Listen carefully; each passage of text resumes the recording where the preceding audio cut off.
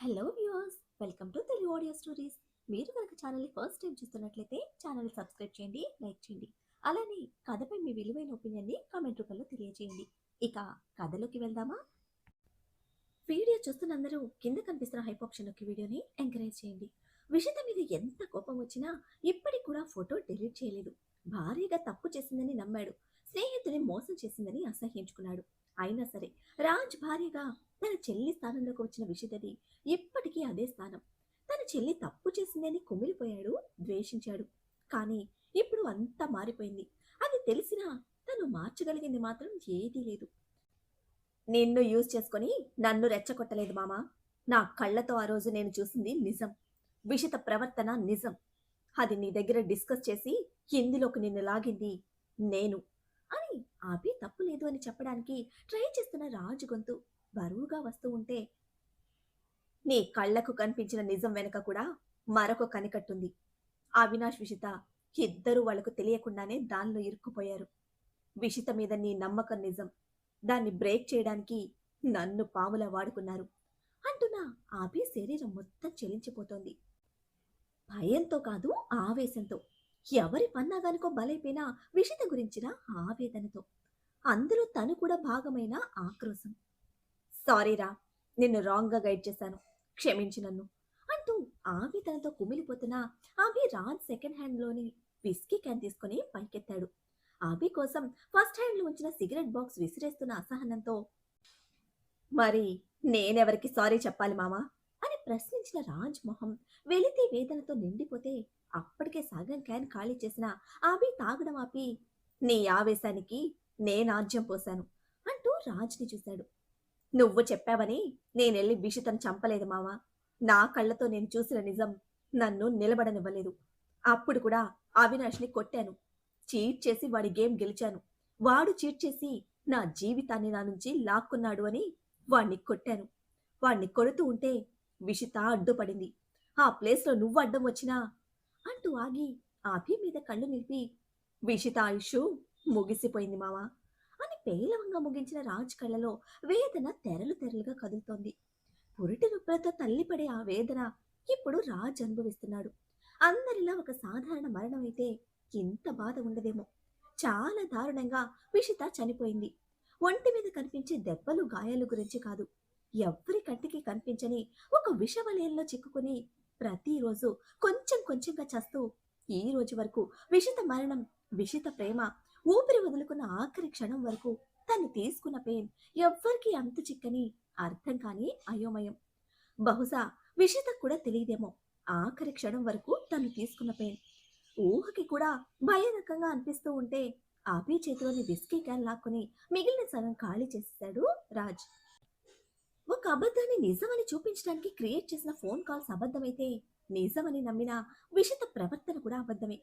విషిత అవినాష్ని కోరుకోవడం కూడా అబద్ధమే. కానీ విషిత మీద అవినాష్ ప్రేమ నిజం. దాని వలనే అవినాష్ని ప్రలోభానికి గురిచేసి విషిత కోసం ఎంతకైనా తెగించేలా చేశారు. ఇక ప్రీతి ప్రేమించింది రాజ్ని. విషిత కన్నా ముందే ప్రేమించింది. విషిత తండ్రికి చెప్పి తన ప్రేమను అందిపుచ్చుకుంటే ప్రీతి చేసిన ఆలస్యానికి విషిత అందుకున్న సంతోషాన్ని చూస్తూ మౌనంలో మిగిలిపోయింది. అవినాష్ గురించి తెలిసాక విషిత అవినాష్ల మధ్య ప్రీతి పూర్తిగా నలిగిపోయి వాళ్ళిద్దరిని మేనేజ్ చేయడానికి చాలా ప్రెషర్ తీసుకుంది. ఈ ప్రెషర్ వల్లనే ప్రీతికి డ్రగ్స్ కావాల్సి వచ్చిందేమో అన్నది ఒక ఆలోచన మాత్రమే.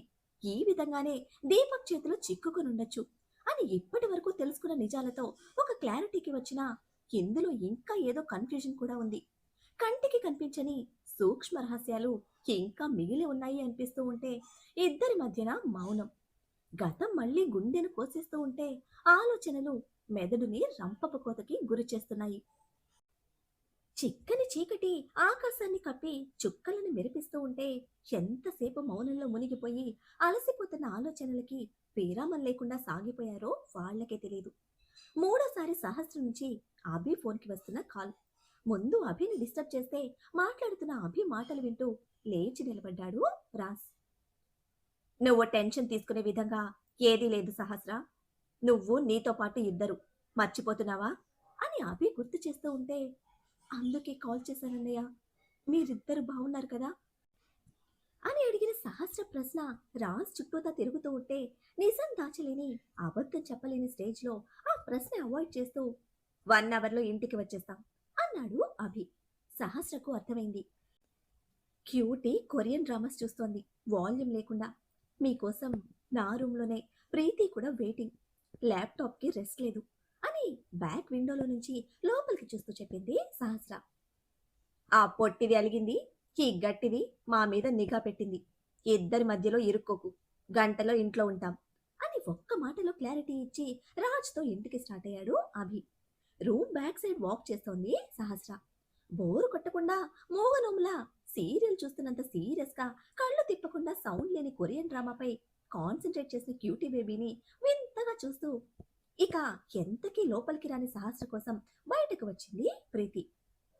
వస్తున్నారా అని అడుగుతూ ప్రీతి కూడా తనతో పాటే వాకింగ్లో జాయిన్ అయితే హా స్టార్ట్ అయ్యారు అని నార్మల్గా చెప్పి అక్కడే ఉన్న వుడెన్ బెంచ్ చూపిస్తూ కూర్చుందామా అని సహస్ర అడగడంతో ఓకే చెప్పిన ప్రీతితో కలిసి బెంచ్ మీద సెటిల్ అయ్యారు ఇద్దరు.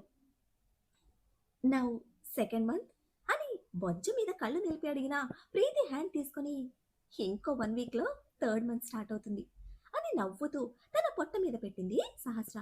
గగురుపాటుతో ప్రీతి హ్యాండ్ వెనక్కి తీసుకోవడానికి చూస్తే డోంట్ ఫియర్, ఇట్స్ ఓకే అంటూ ప్రీతి టెన్షన్ తగ్గిస్తూ మళ్ళీ హ్యాండ్ తన పొట్ట మీద పెట్టుకుంటే కంటికి కనిపించని చేంజ్ చేతిలో అబ్జర్వ్ చేస్తోంది ప్రీతి. సహస్ర ప్రీతి హ్యాండ్ వదిలేసి తన చెయ్యి వెనక్కి తీసుకుంటే స్లోగా హ్యాండ్స్ బేబీ బంప్ మీద కదుపుతూ it's really good and nice, నేను ఎవరిని ఇప్పటి వరకు ఇలా టచ్ చేయలేదు అంటున్న ప్రీతిలో ఎక్సైట్మెంట్తో పాటు ఒక సున్నితమైన ఎమోషన్. ప్రీతి మనసులో ఏమున్నా సరే ఆ క్షణం ఆ ఫీలింగ్లో మాత్రం అబద్ధం లేదు. ఇష్టంగా చూస్తోంది సహస్ర కూడా. It's really miracle and twins, చాలా హ్యాండిల్ చేసావు, యూ రియల్లీ లక్కీ వన్ అని తన ఫుల్ ఎక్సైట్మెంట్ చూపిస్తోంది ప్రీతి. గాడ్స్ గ్రేస్ అండ్ బ్లెస్సింగ్స్ అని సింపుల్గా ఇంకా ఇష్టంగా సహస్ర చెప్తూ ఉంటే గాడ్స్ గ్రేస్ నిలుపుకోవడానికి కూడా అందరికీ అదృష్టం ఉండాలి. ఇట్స్ కంప్లీట్లీ యువర్ లక్ అంది ప్రీతి మెరుస్తున్న కళ్ళతో. దానికి చిన్న నవ్వు సహస్ర పెదవుల మీద. నీకు నా మీద ఉన్న ఇష్టానికి అలా అనిపిస్తోంది. ఈ అదృష్టం నాకిచ్చింది రాజ్, నిలిపింది ఆ దేవుడు అని మళ్ళీ సున్నితంగా అబ్జెక్ట్ చేస్తూ ఉంటే నాట్ ఎట్ ఆల్ సహస్ర, నువ్వనేది లేకపోతే రాజ్కు ఈ అదృష్టం లేదు. నువ్వనేది లేకపోతే ఇప్పుడు ఈ హ్యాపీనెస్ లేదు. దేవుడి అకౌంట్లోకి రాజ్ అకౌంట్లోకి నీ అదృష్టాన్ని డెబిట్ చేసేకు. నువ్వుండబట్టే దేవుడు ఇవ్వగలిగాడు, రాజ్ పార్టిసిపేట్ చేయగలిగాడు. There is nothing here without you, you are the only lucky champ for this happy moments అని ఫెమినిస్ట్ లాగా బల్ల బుద్ధి చెప్తున్న ప్రీతితో ఇక ఆర్గ్యూ చేయలేదు సహస్ర. క్రెడిట్ మొత్తం సహస్రకు అంకితం చేస్తున్న ప్రీతికి మళ్ళీ చిన్న స్మైల్ ఇచ్చి ఎక్కడ తగ్గనియవు కదూ అని మెచ్చుకోలుగా అడిగింది. మన ఐడెంటిటీ మనమే ప్రొటెక్ట్ చేసుకోవాలి. దేవుడు వెనక మగాళ్ళ వెనక మన క్రెడిట్ని దాచిపెట్టకూడదు. I really hate that. ఎంత ఫైట్ చేసావు ఇక్కడ వరకు రావడానికి. It's really so much tough. నీ అదృష్టం ఈరోజు నీకు ఈ హ్యాపీ మూమెంట్స్ని ఇచ్చింది. చాలా మందిని చూశాను, చాలా ఫైట్ చేస్తారు, చాలా ఇష్టపడతారు, బట్ వాళ్ళు కోరుకున్నది ఎప్పటికీ దక్కదు. అందరికీ నీలాంటి అదృష్టం ఉండదు అంటున్న ప్రీతి కనుపాపలో అప్పటికప్పుడు అలుముకున్న సన్నటి కన్నీటి తెర. గొంతులో ఎమోషన్ మారితే సహస్రాది గమనించేలోపే టక్కున లేచి దూరంగా వెళ్ళిపోయింది ప్రీతి. తన మీదే నిలిచాయి సహస్ర కళ్ళు. తనకు కూడా తెలుసు రాజ్ విషయంలోనే ప్రీతి ఎమోషన్ హ్యాండిల్ చేయలేదు. ఆ చివరి మాటలో కదిలిన కన్నీటి భావం తన గురించే. రాజ్ని అందుకునే అదృష్టం తనకు లేదని బాధ. చెప్పాలని అనుకోకపోయినా అలా వచ్చేసింది. సహస్ర నెమ్మదిగా ప్రీతి దగ్గరికి వచ్చి పక్కనే నిలబడుతూ ఐఎమ్ సారీ అంది తనలో గూడు కట్టుకున్న దుఃఖానికి ప్రతిరూపాన్ని పట్టి చూపించలేని నిస్సహాయతతో. గట్టిగా కళ్ళు ప్రెస్ చేసి లాంగ్ బ్రీత్ తీసుకుంటూ సహస్రను హక్ చేసుకుని I'm sorry to, it's my past, వదిలేశాను. అప్పుడప్పుడు ఇలా అనుకోకుండా సమ్ సిచ్యువేషన్స్లో ఏదో మాట్లాడేస్తాను, డోంట్ మైండ్ ఇట్ అని చాలా నార్మల్గా చెప్పిందే కానీ చదురు మదురుగా తన గొంతులో దుఃఖం, గుండెల్లో ఉద్వేగం తాలూకు వేగం సహస్రకు తెలుస్తూనే ఉంది. ప్రీతి ఫేస్ అలానే చూస్తూ ఉంటే జస్ట్ లీవ్ ఇట్ అని తెచ్చి పెట్టుకున్న నవ్వుతో ఏం చేస్తున్నారు వీళ్ళు అంటూ టాపిక్ డైవర్ట్ చేసింది ప్రీతి. ఇక అదే పట్టుకుని తనని డిస్టర్బ్ చేయడం ఇష్టం లేని సహస్ర కూడా, నీకు తెలిసిందేగా ప్రీతి, అడిగితే చెప్పే అలవాటు ఆ మెంటల్ ఉడికి లేదు. మావయ్య మాత్రం చెప్పారు దీపక్ ఏదో ప్రాజెక్ట్లో స్కామ్ చేశాడని. వెంటనే నీ గురించే భయం వేసింది. మీ ఇద్దరి క్లోజ్నెస్ నేనే తప్పుగా తీసుకున్నాను. ఐఎమ్ సారీ అబౌట్ దట్ అంటూ ప్రీతి హ్యాండ్స్ పట్టుకుని మావయ్య చాలా సీరియస్గా ఉన్నారు. అభి ఇంకా రాజ్ కూడా దీని మీద వర్క్ చేస్తున్నారని మావయ్య చెప్పారు అని తనకేమీ తెలియనట్టే నమ్మకంగా చెప్పిన సహస్ర, నీ ఫ్రెండ్ పెద్ద కిలాడి, ఏది అడిగి తెలుసుకునే ఛాన్స్ నాకు లేదు, ప్రాబ్లం ఏమీ లేదు కదా అని అమాయకంగా తిరిగి ప్రీతిని ప్రశ్నిస్తూ ఉంటే ఈసారి తెల్ల మొహం వేయడం ప్రీతి వంతైంది. తెలివిగా చెప్పిందో నిజం చెప్పిందో తెలుసుకోలేనంత చక్కగా చెప్పిన సహస్ర ఎక్స్ప్లెనేషన్కి హ్యాండ్స్ విడిపించుకొని అసహనంగా వచ్చి బెంచ్ మీద కూలబడ్డ ప్రీతి, ఇంత ఇన్నసెంట్గా ఉండి వాడిని ఎలా హ్యాండిల్ చేస్తున్నావు అంటూ తల పట్టుకుంటే, ఆ మెంటలుడి దగ్గర ఎంత తెలివిగా ఉన్నా మన పప్పులు ఉడకవు.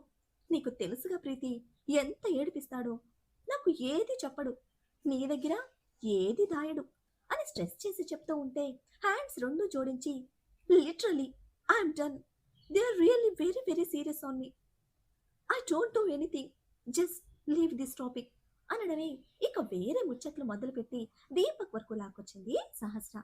ఏవో పొడి పొడిగా కొంత డిస్కషన్ నడిచింది ఇద్దరి మధ్య. వదినా, లోపల సైలెంట్ మూవీ, బయట డిటెక్టివ్ మూవీ, నాకు బోర్ కొడుతోంది అంటూ వచ్చి క్యూటీ ఇద్దరి మధ్యలో దూరితే, నీ రౌడీ బేబీతో ఇంకా రొమాంటిక్ మూవీ స్టార్ట్ చేయలేదా అంది ప్రీతి ఆట పట్టిస్తూ. బిగించిన మూతితో కసుక్కున ఓ చూపు చూసిన క్యూటీ బేబీ, నేను స్టార్ట్ చేశాను కానీ నా రౌడీ బేబీ ఫినిషింగ్ ఇవ్వడం లేదు అని చిరచిరలాడుతూ క్యూటీ బేబీ లోపలికి వెళితే నవ్వుతూ వెనకే సహస్ర ప్రీతి కూడా లోపలికి వచ్చారు. ఈ సైలెంట్ మూవీ తీసేసి ఇంకా ఏదైనా చూద్దాం అంటూ సహస్ర డొనాల్డ్ డక్ కార్టూన్ సిరీస్ పెట్టి డాడీతో ఇది నా ఫేవరెట్ మెమరీ అని చెప్పి, మీ ఇద్దరికి ఓకేనా అంది చిన్న పిల్లలా సెలెక్ట్ చేసుకున్న సహస్ర మీదే కళ్ళు నిలిపిన ఇద్దరితో. ఇంతలో బయట నుంచి డిన్నర్కి రమ్మని సుజాతమ్మ కేకలు వినిపిస్తూ ఉంటే అది చెప్పడానికి వచ్చిన జియా మైరాని కూడా లోపలే లాక్ చేసేశారు మిగతా ముగ్గురు. మన బలుపు బాబు అభి ఇంటికి వచ్చేసరికి పెద్దలు మొత్తం బయట డిస్కషన్ నడుపుతూ ఉంటే కాశీ యాత్ర ఫినిష్ చేసుకుని వచ్చిన మోహన్ శారద గారు కూడా అందులో ఉండడం విశేషం. అందరిలో క్యూటీ బేబీ కోసం అభి కళ్ళు వెతుకుతూ ఉంటే వాళ్ళందరినీ చూస్తూ రూమ్ దగ్గరికి వచ్చిన రాజ్కి లాక్ చేసిన డోర్ బ్రేక్ వేయడంతో లాక్ చేశాడు.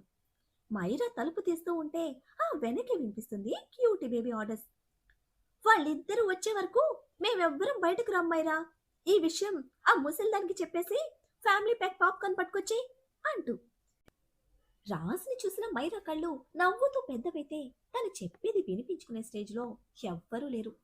వాట్స్ గోయింగ్ ఆన్ డార్లింగ్ అని అడుగుతూనే లోపలికి వచ్చిన రాజ్కి అరికాలి తిక్క నెత్తికెక్కేలా కనిపించింది బెడ్ మీద బెటాలియన్ మొత్తం, ఇంక్లూడింగ్ నిరుపమ తరంతో సహా మొత్తం బెడ్ మీద ఉంటే అదే బెడ్ మీద ఒక పక్కగా పిల్లోస్ అడ్డం వేసుకుని కూర్చున్న సహస్ర పొట్ట పట్టుకుని మరీ నవ్వుతోంది. డొనాల్డ్ డక్ సిరీస్ లో మునిగి తెలుతున్న బ్యాచ్ మొత్తం తినడంలో నవ్వడంలో పడి కొట్టుకుపోతూ ఉంటే అక్కడ రాజ్ అనే తలతిక్క పర్సన్ ఉన్నారని కూడా గమనించడం లేదు. పైగా మధ్య మధ్యలో హైఫైలు ఇచ్చుకుంటూ రన్నింగ్ సిరీస్ కి కామెంటరీస్ తో ఫుల్ జోష్ లో ఉండడంతో పళ్ళు బిగించి మైరని చూస్తే ఇన్నోసెంట్ ఫేస్ తో అందంగా స్మైల్ ఇచ్చింది తను. ఆ వెనకే వచ్చిన అభి కూడా సేమ్ స్మైల్ ఇస్తూ ఉంటే తన రూమ్ లో తన బెడ్ మీద తన స్పేస్ తినేస్తున్న బ్యాచ్ మొత్తాన్ని కొర కొర చూస్తూ వెళ్ళి టీవీ ఆఫ్ చేశాడు రాజ్. ఆఫ్ అయిన టీవీ బ్లాక్ స్క్రీన్ కి ఆ పక్కనే ఉన్న రాజ్ మీద కళ్ళు నిడిపిన అందరి మొహాల్లో బ్లాంక్ ఎక్స్ప్రెషన్. సడన్ గా థ్రిల్లర్ మూవీలోకి షిఫ్ట్ అయినట్టు అందరి ముఖాలలో సైలెన్స్ తో కూడిన విస్మయం రన్ అవుతూ ఉంటే, సార్ ఎంతసేపు అయింది వచ్చి అంటూ వెంటనే లేచి వచ్చిన తరం చెయ్యి వీపు వెనక్కి మెలిపెట్టి, నా రూమ్లో నా బెడ్ మీద ఏం చేస్తున్నారు మీరంతా అని రూమ్ దద్దరిల్లేరా అయ్యగారు అరవడమే కుందేరు పిల్లల బెడ్ మీద నుంచి జంప్ చేసి పొలోమంటూ బయటకు పారిపోయారు అంతా.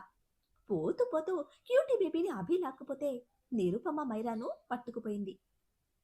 ఫైనల్ గా బెడ్ చుట్టూతూ తిని పడేసిన చెత్త బెడ్ మీద పప్పి ఫేస్తో సహస్ర మిగిలిపోతే సైలెంట్ రూమ్ లో అయ్యగారి చేతులు చెక్కి మూలుగుతున్న తరంతో, 4 రోజులు సిటీ వదిలేసరికి చాలా మారిపోయావ్రా అంటున్న అయ్యగారి యాటిట్యూడ్ కి, లేదు సార్ అక్క అంటూ సహస్రని చూస్తున్నాడు తరణ్.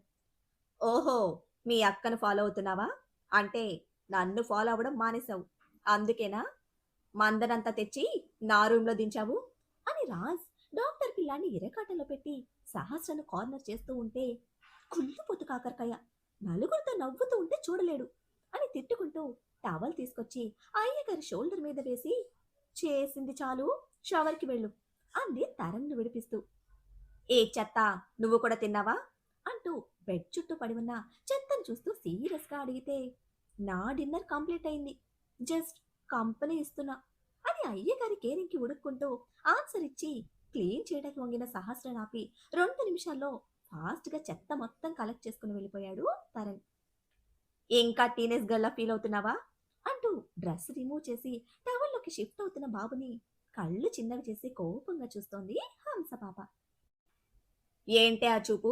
నా పెళ్ళాం నా కోసం వెయిట్ చేయాలి. అందరితో కలిసి నన్ను మర్చిపోతే తిక్క రేగుతుంది నాకు. అంటూనే రూమ్ డోర్ లాక్ చేసి సహస్రను వాష్‌రూమ్‌లోకి ఎత్తుకుపోయాడు. మరీ ఇంత జెలసీ ఉండకూడదు అని కసురుతూ విడిపించుకోవడానికి చూస్తూ ఉంటే ఆ ఛాన్స్ ఇవ్వకుండా హ్యాండ్స్‌తో హంస పాపని గోడకి లాక్ చేసి నేను రాగానే నన్ను సెన్స్ చేసే నీ కళ్ళలోని ఆ స్పార్క్ ఈరోజు మిస్ అయ్యాను అన్నాడు ఒక ఐబ్రో రైస్ చేసి. అయ్యగారి తల తిక్కకి మెంటల్, శాడిస్ట్ అని తిడుతూనే ఉన్న కార్నర్ స్మైల్తో షవర్ ఆన్ చేశాడు. అయ్యో తడిచిపోతున్నా అంటూ వాటర్‌కి హ్యాండ్స్ అడ్డు వేస్తూ ఉంటే, ఆ 2 చేతులు తన చేతులతో లాక్ చేసిన రాజ్ గాఢంగా పెనవేసి, సున్నితంగా గోడకి ప్రెస్ చేసి, చెస్ట్‌కి చెస్ట్ అదుముతూ, దిస్ ఈజ్ యువర్ పనిష్మెంట్. ఇంకోసారి నన్ను మిస్ చేయకుండా లైఫ్ లాంగ్ గుర్తుంటుంది అని ఇంటెన్స్ వాయిస్‌తో వార్నింగ్ ఇచ్చి, అప్పటికే బిడియం నిండిన హంసపాప కలువ కళ్ళలోకి కళ్ళు నిలిపి పెదవులందుకున్నాడు. మరో గంటకి ఫ్యామిలీ అందరితో కలిసి డిన్నర్ కంప్లీట్ అయ్యాక జయదేవ్ మనోజ్ గారితో కూర్చున్నారు మోహన్ గారు. మరి ఫోన్లో వినబడిన కాన్వర్సేషన్ గురించి క్లారిటీ వచ్చిన అభిరాజ్ అంత తెలివిగా ప్లాన్ చేసి తమ జీవితాలతో ఆడుకొని ఒక నిండు ప్రాణాన్ని బలిగొన్న ఆ బ్లాక్ షీప్ ఎవరో తెలుసుకోవడానికి వేయబోయే ఆ నెక్స్ట్ మూవ్ ఏమిటి? ప్రీతి నుంచి అంత నెగ్లిజెన్స్‌తో రిటార్ట్ తీసుకున్న దీపక్ ఊరికే ఉంటాడా? అందరూ ఆశపడుతున్నట్టుగా ఈ సెలబ్రేషన్స్ హ్యాపీగా సాగుతాయా? తెలుసుకోవాలంటే నెక్స్ట్ ఎపిసోడ్‌ని ఫాలో చేయండి. అలానే ఈ ఎపిసోడ్‌ని లైక్ చేయడం మాత్రం మర్చిపోకండి. Bye friends.